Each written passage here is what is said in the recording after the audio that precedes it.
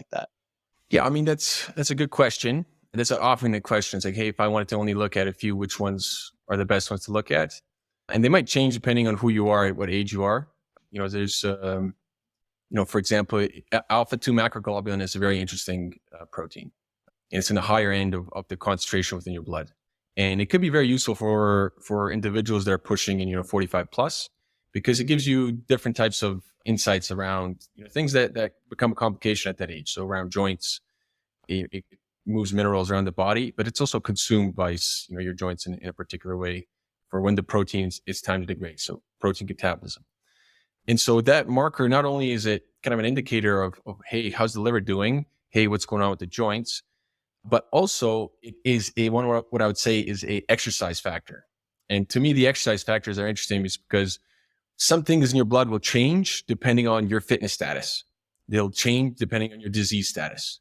And the disease status ones, they're useful, but often if you are not in a very, great state in health, you already know that in a lot of ways. And the markers help you confirm what part to act on, right? A critical part for how we go about healthcare.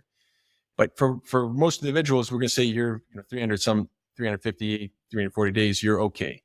So, do you go get the markers that tell you for disease, or do you get markers that tell you a little bit more indicator of, hey, did I push my health to a certain level? And so in that same idea, it's not necessarily going to go get insulin IGF-1, insulin growth factor like 1. But you also have binding proteins around that. So if I can kind of cheat, instead of saying 1, you can get this family around it. And the reason why it's so useful is that those insulin-like growth factor binding proteins, they also change with age.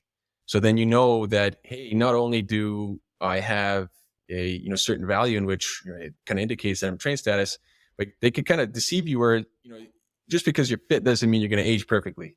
There's other rules you have to follow.